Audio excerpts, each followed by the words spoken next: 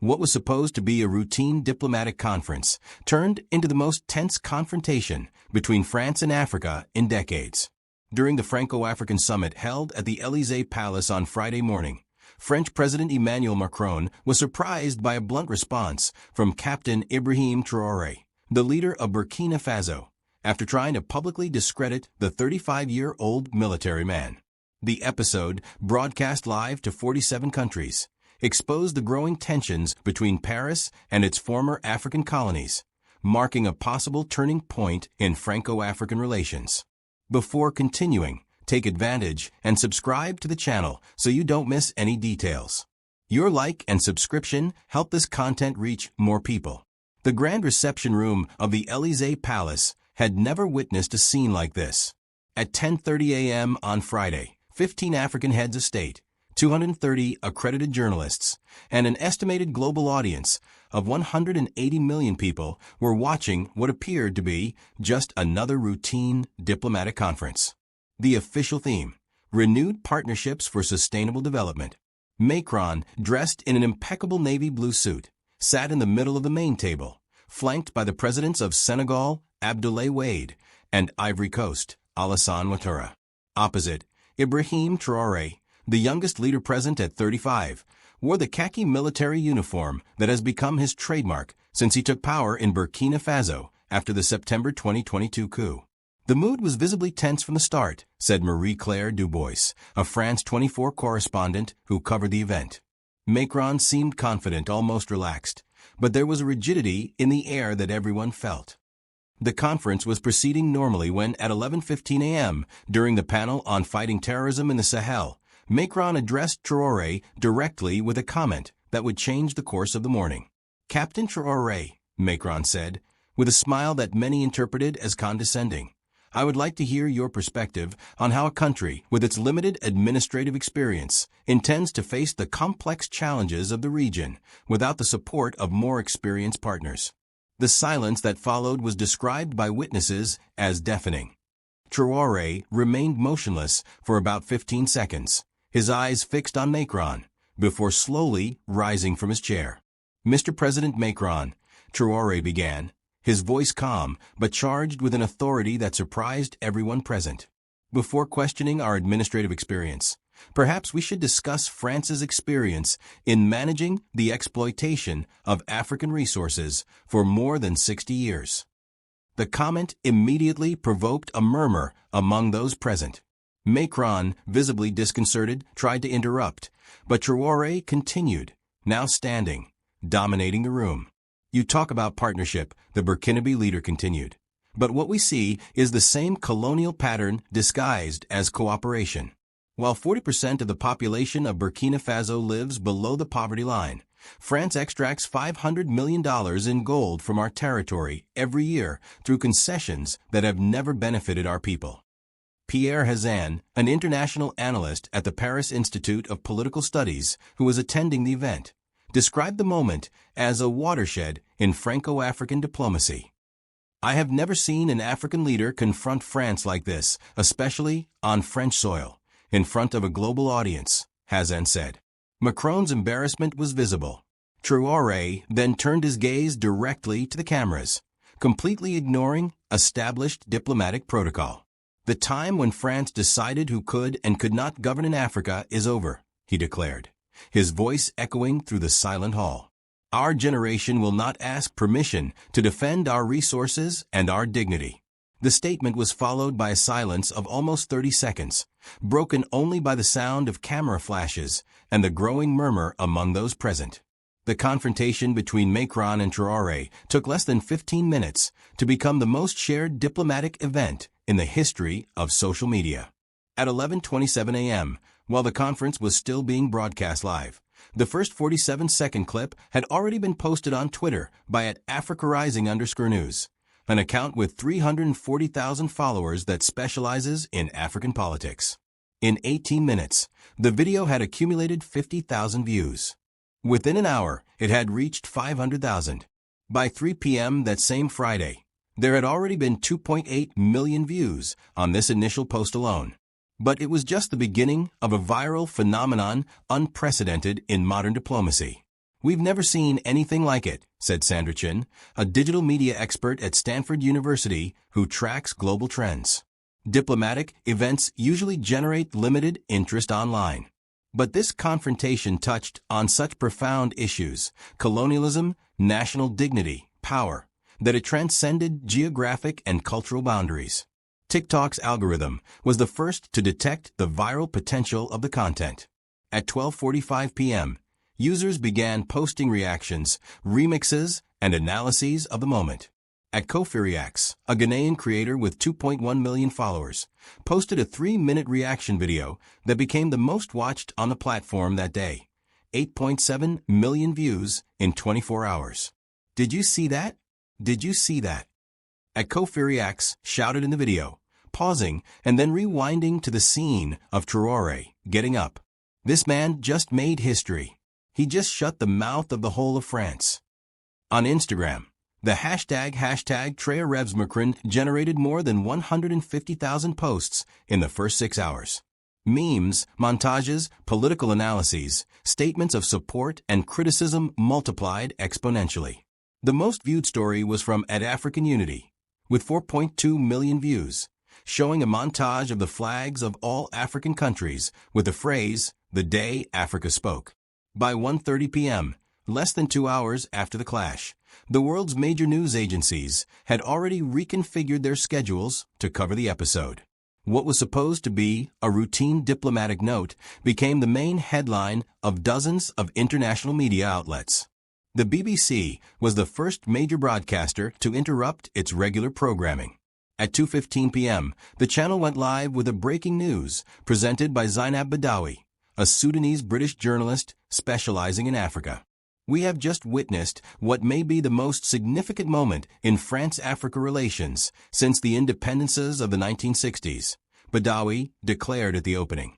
In 12 minutes, Captain Ibrahim Traoré did something that no African leader had dared to do: publicly humiliate the French president on his own soil.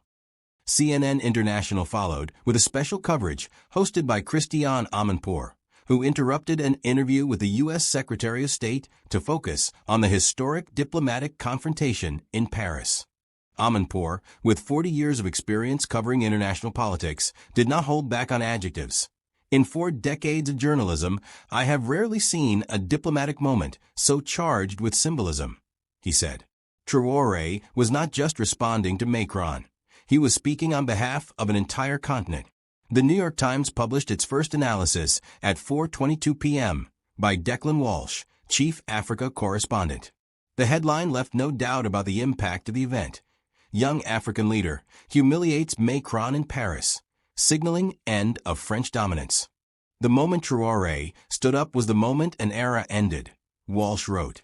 The era in which African leaders accepted being treated as junior partners by the former colonial metropolis came to an end in front of the world's cameras. Le Monde, the leading French newspaper, was slower to react, a silence that did not go unnoticed by international observers. It was not until 6:45 p.m. that the outlet published an article with a cautious title, "Tensions diplomatiques entre Paris et Ouagadougou, Diplomatic Tensions Between Paris and Ouagadougou." The initial reaction of the French media was one of denial, notes Philippe Ricard, a freelance journalist who covered the event for multiple European outlets. They tried to downplay the impact, but international pressure forced them to acknowledge the magnitude of what had happened. The diplomatic repercussions were immediate and global. Leaders from all continents were pressured by their press offices to take a position on the confrontation, creating a fascinating geopolitical map of support and criticism. The first head of state to speak out was Cyril Ramaphosa, President of South Africa. At 3:40 p.m. on Friday, Ramaphosa published an official statement on Twitter. Captain Traoré expressed with courage and dignity what all of Africa has felt for decades. It is time to establish relations based on mutual respect, not colonial paternalism. Ramaphosa's statement was followed by an avalanche of African support. Within 24 hours, 18 African presidents had issued similar statements, creating a continent-wide front of support for Traoré. Felix Tshisekedi of the Democratic Republic of Congo was particularly emphatic. Burkina Faso reminded us that we are sovereign countries, not colonies. We applaud the courage of Captain Traoré. Kenya's William Ruto struck a more diplomatic but equally clear tone. Africa, in the 21st century, must be treated as an equal partner in international relations. Captain Traoré's words echo the sentiments of the entire continent. Outside Africa, reactions were more cautious but no less significant. Vladimir Putin, the Russian president, was surprisingly quick to take a stand. At 8:30 p.m. on Friday, during an event in Moscow, Putin made a comment that would be widely reproduced. Russia has always respected the sovereignty of all countries. It is natural for young and courageous leaders to defend the interests of their people against outdated colonial practices. China has taken a more subtle approach. Xi Jinping has not spoken out directly, but the Chinese Foreign Ministry issued a white paper advocating international relations based on equality and mutual benefit, a clear reference to the episode without naming names. Reactions from the West were more restrained. U.S. President Joe Biden avoided making direct comments, but his spokesman John Kirby told a news conference that the United States supports respectful dialogue between all nations, regardless of their size or economic power. The European Union, torn between supporting France and not antagonizing Africa, opted for a generic statement from Ursula von der Leyen. The EU values partnerships based on shared values and mutual respect with all our global partners. The academic community and international relations experts responded with in-depth analyses that attempted to contextualize the historical magnitude of the confrontation. Universities on 3 continents organized emergency seminars to discuss the implications of the episode. At the London School of Economics, Professor Alex Vines, director of the Africa program, hosted a panel of 6 experts on Monday afternoon. Vines, who has been studying France-Africa relations for 25 years, was categorical in his assessment. This was a defining moment. Traoré managed to articulate in 12 minutes decades of African frustrations with French paternalism. The symbolic impact is immeasurable. Professor Ramayade, a former French minister of Senegalese origin, participated in the panel via video conference and offered a unique perspective. As an African who served in the French government, I can say that what Traoré did was release emotions that had been bottled up for generations. He spoke truths that many Africans wanted to say, but never had the platform or the courage. At Harvard University, the Center for African Studies hosted a webinar that attracted more than 8,000 participants from 67 countries. Professor Kwame Anthony Appiah, a Ghanaian-American philosopher, offered a profound historical analysis. Not since Kwame Nkrumah and Ghana's independence in 1957 have we seen such a symbolic moment of African assertion in the face of colonial power. Traoré represents a new generation that owes no historical favors to Europe. The Brookings Institution in Washington has published a 47-page report analyzing the geopolitical implications of the confrontation. John Campbell, a former U.S. ambassador to Nigeria and author of a report, concluded, "The episode marks the end of automatic French influence in Africa. Other African countries will see Traoré's success and may follow suit. France will have to completely reinvent its approach to the continent." The reaction from the global African diaspora was particularly intense and emotional. In Paris, London, New York, and other major cities with significant African populations, the confrontation sparked spontaneous celebrations and heated debates. In Château Rouge, a Paris neighborhood with a large concentration of African immigrants, groups gathered in cafes and restaurants to watch videos of the confrontation over and over again. Mamadou Diarra, a 45-year-old Malian businessman who has lived in Paris for 20 years, expressed sentiments shared by many. Finally, someone said what we all thought. Traoré did what our parents and grandparents wanted to do, but never could. He gave us back our dignity. In London, the African community organized an event at the Royal Festival Hall to celebrate African courage. More than 2,000 people attended, including academics, activists, and artists. Chimamanda Ngozi Adichie, the world-renowned Nigerian writer, made a special appearance. Traoré reminded us that the African narrative does not need to be written by others. We have a voice, we have dignity, and we have the right to demand respect. In New York, the African Union of the Americas organized a vigil in Marcus Garvey Park in Harlem. About 800 people attended, carrying flags of African countries and signs with Traoré's words. "This man spoke for all of us," said Dr. Aisha Mbeki, a Columbia University professor and daughter of former South African President Thabo Mbeki. He channeled centuries of African resistance into 12 minutes of pure truth. Alongside the journalistic coverage and academic analyses, the confrontation generated a creative explosion on social media that transformed the diplomatic moment into a global pop culture phenomenon. The most shared meme was a montage showing Traoré as an African superhero, with the caption, "Captain Africa versus Colonial Man." The image, created by Senegalese digital artist at Art Africa, was shared more than 500,000 times in 48 hours. On TikTok, users created a trend called #TraoRéchallenge, where they reproduced the phrase, "The time when you ruled Africa is over," in different accents and contexts. The challenge accumulated more than 50 million views in a week. Artists from different countries have created works inspired by the conflict. Senegalese muralist Serine Mbaye painted a 15-meter mural in Dakar showing Traoré pointing his finger at a figure representing European colonialism. The work has become a pilgrimage site for young Africans.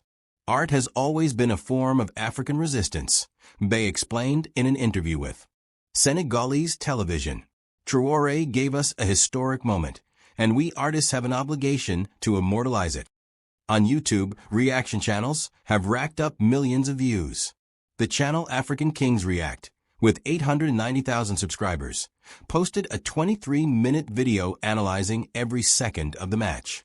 The video had 3.2 million views in 72 hours and generated 47,000 supportive comments. Not all the reaction was positive for Traoré.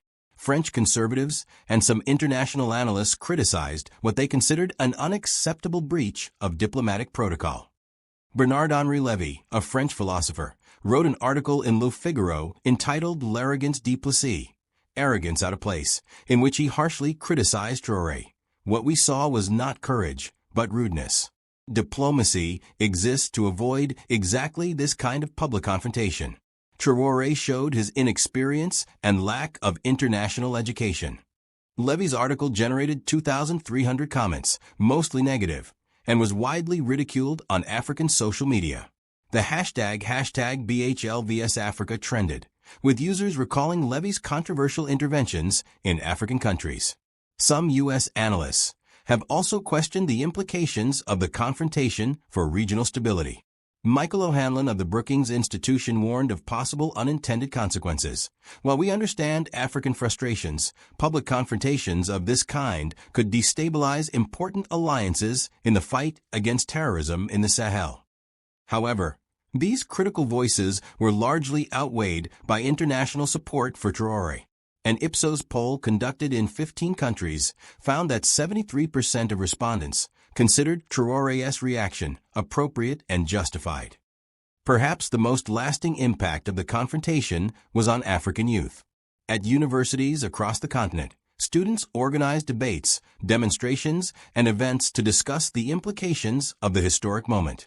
At Makerere University in Uganda, more than 3,000 students gathered in the main auditorium to watch a review of the clash. Sarah Nikimilai, a 22-year-old political science student, expressed sentiments shared by many young Africans. Traoré showed us that we can question any authority, even the most powerful. He taught us that our voice matters, that our dignity is non-negotiable. At Cairo University, students have created a club called Generation Traoré to promote debates on African sovereignty and resistance to neocolonialism. The club now has more than 500 members from 23 African countries. In Nairobi, young activists organized a 3-day festival called Africa Rising, where artists, intellectuals, and activists debated the future of the continent. The event attracted more than 10,000 attendees. Traoré gave us something our generation never had, a contemporary hero, said Amina Hassan, a festival organizer and 26-year-old activist. He proved that it is possible to stand up to power and win. The impact of the confrontation transcended the borders of Africa and France, inspiring similar movements in other regions of the world. Leaders of countries that maintain asymmetrical relations with world powers began to cite Traoré's example. In Latin America, Bolivian President Luis Arce mentioned Traoré in a speech on national sovereignty. The young African captain reminded us that no country, no matter how small, needs to accept being treated with disrespect. In the Caribbean, Barbados Prime Minister Mia Mottley praised Traoré's diplomatic courage during a regional summit. Small nations can have powerful voices when they stand up for justice. Even in Asia, the confrontation has sparked debate.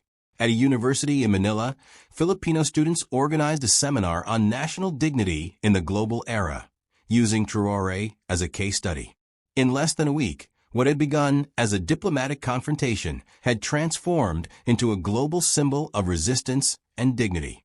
Traoré had gone from being just the president of Burkina Faso to an international figure representing the fight against neocolonialism.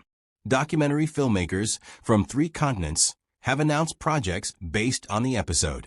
American production company HBO has confirmed it is developing a documentary about the moment that changed Africa-Europe relations. The BBC has announced a 5-part series about the end of the French colonial era in Africa. Publishers began to approach Traoré about publishing his memoirs. Random House, the world's largest publisher, offered a $2 million advance for his autobiographical rights, a record sum for an African leader. Traoré has become bigger than Traoré, said Dr. Jennifer Cook, director of the Africa program at the Center for Strategic and International Studies in Washington. He has become a symbol, and symbols have lasting power that transcends politics or diplomacy. A week after the confrontation, concrete changes were already evident on the international scene.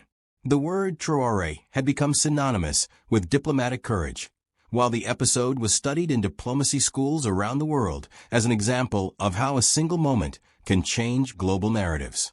Most importantly, the confrontation had given voice to feelings that had been pent up for decades. As Professor Akil Mbembe, a Cameroonian intellectual and one of the leading voices of contemporary African thought, observed, Traoré did not invent anything new. He simply said out loud what all of Africa was silently thinking. And by doing so in front of the entire world, he released an energy that can never be contained. The 12-minute exchange had become one of the most watched speeches in the history of modern diplomacy, a moment that would be studied for generations, as the day Africa publicly reclaimed its voice and its dignity. The revolution had begun, and it began with just one sentence: "The time when you ruled Africa is over." The incident at the Élysée Palace triggered the biggest internal crisis in Macron's government since the Yellow Vest protests in 2018. In the first 72 hours after the clash, 3 French government ministers requested emergency meetings with the president, while 47 deputies of the National Assembly signed a petition demanding official explanations about the inadequate conduct of African policy. Jean-Yves Le Drian, a former foreign minister and current informal advisor to the Élysée, was seen arriving at the presidential palace at 6:30 a.m. on Saturday, 2 hours before normal opening hours. Sources close to the government, who asked not to be identified, said Le Drian had presented a 23-page report on the immediate risks to French influence in Africa. "I have never seen Macron so shaken," said a presidential aide who has worked at the Élysée for 8 years.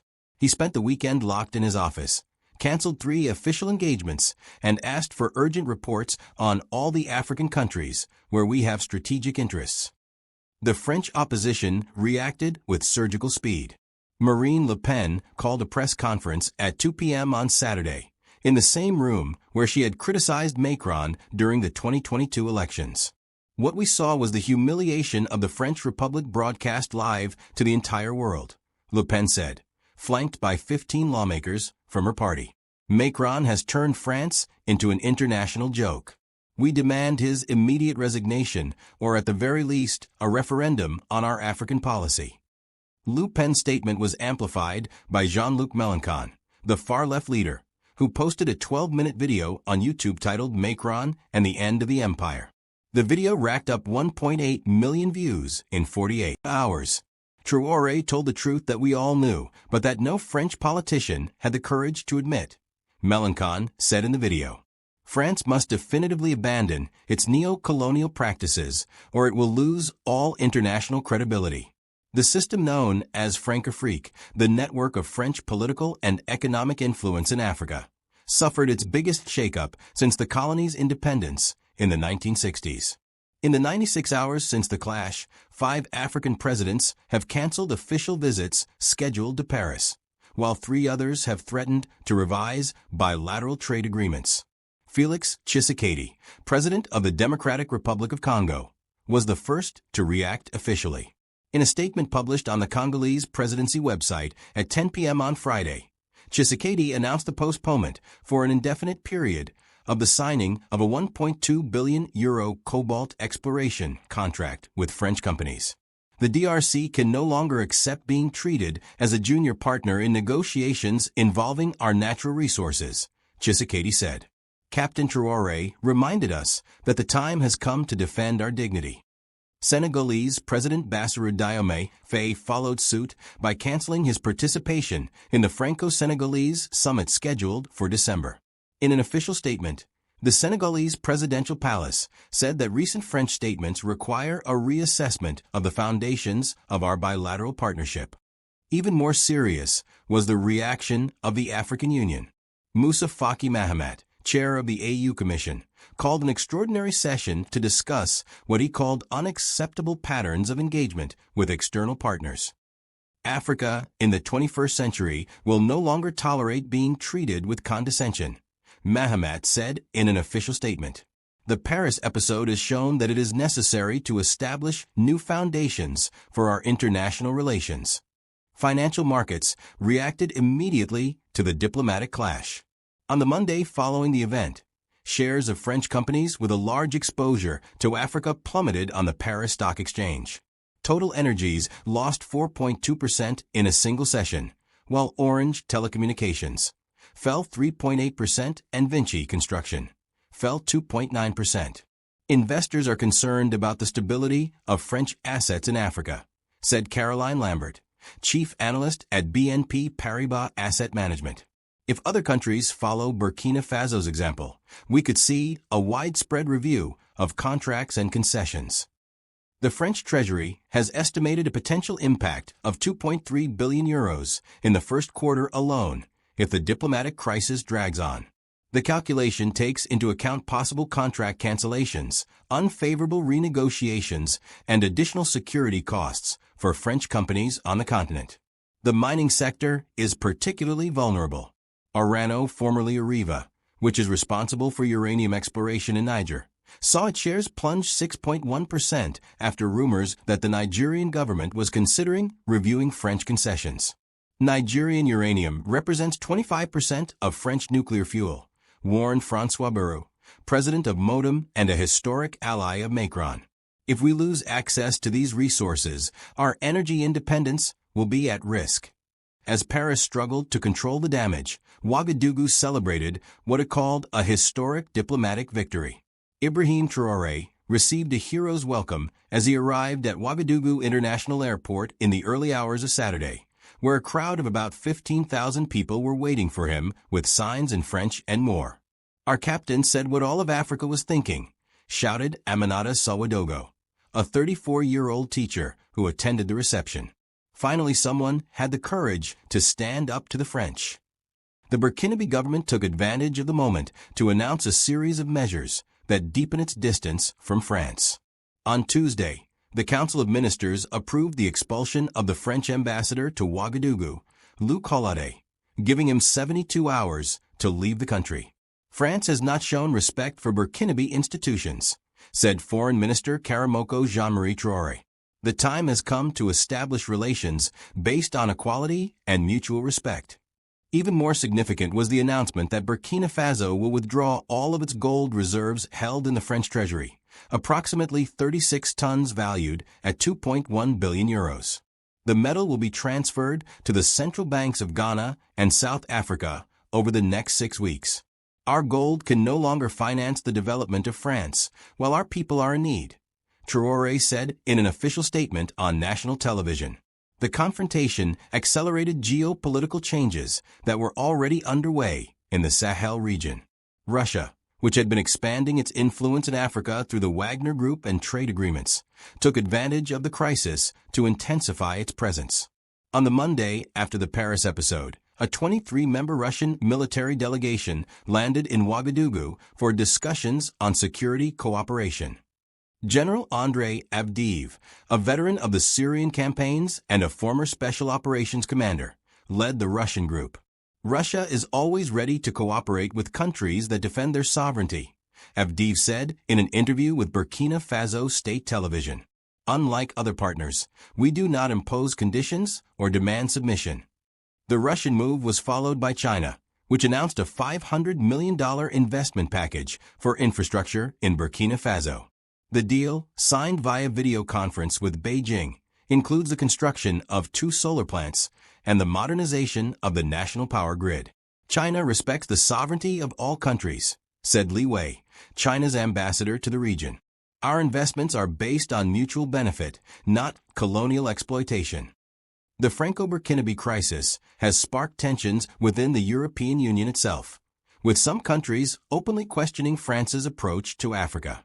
Germany, France's main trading partner in the bloc, was the first to speak out. The EU needs to develop a unified African policy that is not dominated by the interests of a single member state, German Foreign Minister Annalena Baerbock said at a meeting in Brussels. Italy, which competes with France for influence in North Africa, was even more blunt.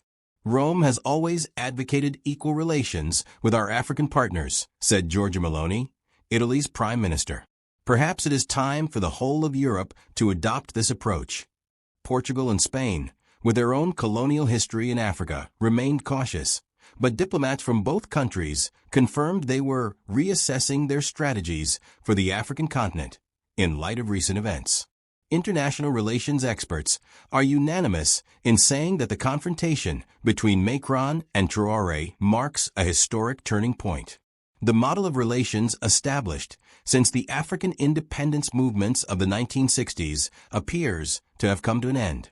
We are witnessing the birth of a new Africa, said Dr. Kwame Asante, director of the Institute of African Studies at the University of Accra. An Africa that does not ask permission to defend its interests, and that has real alternatives to European dependence. Claude Martineau, a former French ambassador to 5 African countries, is more pessimistic about France's prospects. If France does not radically change its approach, it could definitively lose its influence on the continent. And once it is lost, that influence will never return. Senegalese political scientist Mamadou Diouf, a professor at Columbia University, believes the episode represents the end of Africa's diplomatic infancy. For decades, African leaders have accepted being treated as junior partners, Diouf explains. Traoré has shown that a new generation has come to power, a generation that does not owe historical favors to France, and that has the courage to defend its countries publicly. The coming months will be decisive in defining the future of relations between France and Africa. Macron faces growing pressure to completely overhaul French foreign policy towards the continent, while African leaders appear increasingly willing to challenge the status quo. The first test will be the France-Africa summit scheduled for March 2025 in Paris. So far, only 8 of the 24 invited countries have confirmed their presence, and 3 have already officially announced that they will not participate. If the summit is a failure, it could be the last of its traditional format, predicts Marie-Claire Dubois, a correspondent for France 24. France will have to accept that its era of hegemony in Africa is over. For Traoré and Burkina Faso, the challenge now is to prove that the courage shown in Paris can be converted into real development for the country. The upcoming agreements with Russia and China will be tested by the Burkinabe population, which hopes to see concrete improvements in its living conditions. Traoré has earned international respect, but now he needs to achieve practical results, said Aminata Diallo of the University of Dakar. The real victory will be measured by the quality of life of the Burkinabe people in the coming years. The 12-minute clash at the Élysée Palace may have changed forever the way France and Africa relate to each other. Time will tell whether this shift will herald a new era of equal partnership or the beginning of a definitive estrangement between two continents united by centuries of shared history. The crisis continues to develop. Follow the next analyses to understand the consequences of this historic transformation in international relations. If this video was useful or made you think, leave a like and subscribe to the channel. We continue to bring serious, direct, and responsible content. Until next time.